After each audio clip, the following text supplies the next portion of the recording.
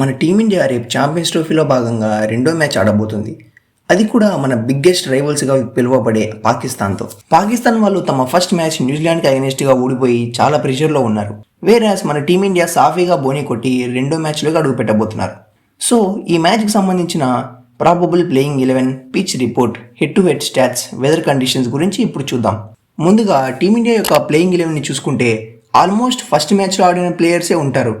కానీ ఫాస్ట్ బౌలింగ్లో left handed variety కావాలి అనుకుంటే హర్షిత్ రానాని పక్కన పెట్టి హర్షదీప్ సింగ్ని తీసుకురావచ్చు. అలానే స్పిన్ డిపార్ట్మెంట్లో చేంజ్ చేయాలి అనుకుంటే కుల్దీప్ని డ్రాప్ చేసి ఇన్ఫామ్లో ఉన్న వరుణ్ చక్రవర్తిని తీసుకురావచ్చు. ఇక పాకిస్తాన్ విషయానికి వస్తే వాళ్ళ ఫస్ట్ మ్యాచ్లో ఫకర్ జమాన్కి ఇంజురీ అవ్వడంతో తన ప్లేస్లోకి ఇమామ్ ఉల్ హక్ టీంలోకి వచ్చాడు. తిను ఫకర్ జమాన్ అంత మంచి ప్లేయర్ అవ్వకపోయినా కానీ పర్లేదు, అంతో ఇంతో రానివ్వగలడు. ఇక వీళ్ళ ప్రాబబుల్ ప్లేయింగ్ 11 చూసుకుంటే సౌద్ షకీల్, బాబర్ ఆజం, మొహమ్మద్ రిజ్వాన్, ఇమామ్ ఉల్ హక్, సల్మాన్ ఆగా, తయ్యబ్ తాహిర్, కుస్తిల్ షా, షాహీన్ అఫ్రిది, నసీం షా, హ్యారిస్ రౌఫ్, అబ్రార్ రహ్మద్ ఉండవచ్చు. ముందుగా బోత్ టీమ్స్ యొక్క బ్యాటింగ్ లైనప్ చూసుకున్న మనదే స్ట్రాంగ్గా కనపడుతుంది. మెయిన్గా ఫస్ట్ మ్యాచ్లో కూడా చూసాం మన hitman and vice captain Shubman Gill ఇద్దరు ఎలాంటి స్టార్ట్ అందించారు. రోహిత్ శర్మ అలా ఆడుతుంటే 2023 వరల్డ్ కప్ వైబ్స్ వచ్చాయి. తను పాకిస్తాన్తో ఆడిన 16 మ్యాచెస్లో 720 రన్స్ చేసి 51.42 యావరేజ్ ఉండడంతో పాటు 2 సెంచరీలు మరియు 6 హాఫ్ సెంచరీలు ఉన్నాయి. గిల్ చూసుకున్న తన కెరీర్లో స్లోయెస్ట్ ఓడిఐ సెంచరీ చేసినప్పటికీ కూడా చాలా ఇంపార్టెంట్ టైంలో చేశాడు. మెయిన్గా హిట్మెన్ వికెట్ పడిన తర్వాత విరాట్ అండ్ కేఎల్తో చాలా మంచి పార్ట్నర్షిప్ క్రియేట్ చేశాడు. కానీ విరాట్ మాత్రం స్లోగా స్టార్ట్ చేసినప్పటికీ మళ్ళీ లెగ్ స్పిన్నర్కి దొరికేశాడు. దీని నుండి ఎంత త్వరగా బయటికి వస్తే తనకి మరియు టీంకి అంత మంచిది. ఇక మనకు బ్యాటింగ్ విభాగంలో నెంబర్ 8 వరకు డెప్త్ ఉంది. So no worries. Versus Pakistan విషయానికి వస్తే యాజ్ యూజువల్గా టాప్ ఆర్డర్ మొత్తం చేతులు ఎత్తేశారు. బాబర్ ఆజం నిలబడిన స్కోర్ ఏదో 150 ఆర్ 180 ఉంది అన్నట్టు ఆడాడు. ఇక రీసెంట్ టైమ్స్లో చూసుకున్న వాళ్ళు రిజ్వాన్ అండ్ ఆల్రౌండర్ సల్మాన్ ఆగా మీదే ఎక్కువ డిపెండ్ అవుతున్నారు. ఇక బౌలింగ్ లైనప్ చూసుకున్న పాకిస్తాన్లో షాహీన్ అఫ్రిది, హ్యారిస్ రౌఫ్, నసీం షా లాంటి వాళ్ళు ఉన్నా కానీ ఏ మ్యాచ్ పర్ఫామ్ చేస్తారో ఏ మ్యాచ్ పర్ఫామ్ చేయరో వాళ్ళకే తెలియదు. పోయిన మ్యాచ్లో చూసుకున్న హ్యారిస్ రౌఫ్ 4 వికెట్లు తీసుకున్నాడు. కానీ తన రన్ మెషిన్ అని పేరుకి తగినట్టే 83 రన్స్ సమర్పించుకున్నాడు. ఇక మిగతా వాళ్ళు కూడా వాళ్ళ స్టాండర్డ్స్కి తగినట్టు వేయలేకపోయారు. రీసెంట్ టైమ్స్లో అపోనెంట్స్ బ్యాట్స్మెన్ యొక్క బిగ్ పార్ట్నర్షిప్స్ని బ్రేక్ చేయడానికి పాకిస్తాన్ వాళ్ళు చాలా కష్టపడుతున్నారు. ఇక మన టీమిండియా చూసుకుంటే మొన్నటి వరకు బుమ్రా రూల్ అవుట్ అయ్యాడు, షమీకి ఆ రిధం దొరకట్లేదని టెన్షన్ పడ్డాం. కానీ ఫస్ట్ మ్యాచ్తోనే ఆ డౌట్లకు ఫుల్ స్టాప్ పెడుతూ షమీ ఒక అద్భుతమైన ఫైఫర్ తీశాడు.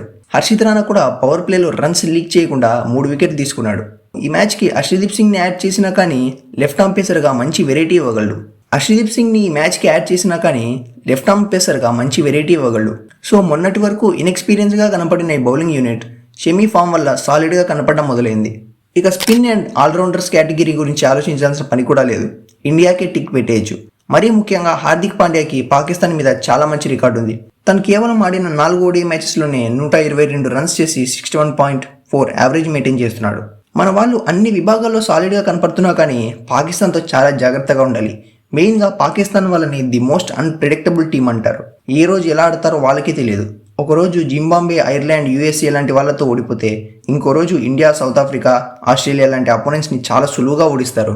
ఇక హెడ్ టు హెడ్ స్టాట్స్ చూసుకుంటే మనం పాకిస్తాన్తో 135 ఓడిఐ మ్యాచెస్ ఆడితే అందులో 57 మాత్రమే గెలిచాం, 73 ఓడిపోయాం. 5 మ్యాచెస్ టైగా ముగిశాయి. కానీ పాస్ట్ ఫ్యూ ఇయర్స్గా చూసుకుంటే మన వాళ్ళదే డామినేషన్. లాస్ట్గా జరిగిన 5 ఓడిఐస్లో కూడా ఒక్కటి కూడా ఓడిపోలేదు. 4 గెలిస్తే 1 మ్యాచ్ మాత్రం డ్రాగా మూసింది.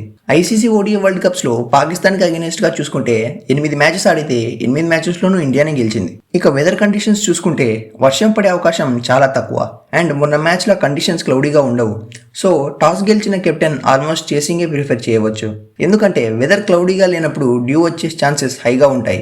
అలా డ్యూ వచ్చినప్పుడు బాల్ నేరుగా బ్యాట్ మీదకే వస్తుంది. సో ఈజీగా బ్యాటింగ్ చేయవచ్చు. మెయిన్గా ఈ పిచ్ మ్యాచ్ ప్రోగ్రెస్ అయ్యే కొద్దీ స్లోగా మారి స్పిన్నర్స్కి అనుకూలిస్తుంది. అలా అని పేసర్స్ గేమ్లోకి రారు అని కాదు, ఇనిషియల్ ఓవర్స్లో స్వింగ్ కూడా దొరుకుతుంది. సో నిలబడితే ఖచ్చితంగా రన్స్ వస్తాయి అండ్ ఓపికతో వేస్తే వికెట్స్ కూడా వస్తాయి. ఈ మ్యాచ్ పాకిస్తాన్కి డూ ఆర్ డై లాంటిది. ఇది పోతే వాళ్ళు కరాచీ ఫ్లైట్ వేసుకొని ఇంటికి వెళ్ళిపోవడమే. సో మన హిట్మెన్ సేన ఈ మ్యాచ్ గెలిచి లాస్ట్ ఛాంపియన్స్ ట్రోఫీ రివెంజ్ తీసుకొని సెమీఫైనల్కి ఖర్చు చేయాలని కోరుకుందాం. See you guys very very soon.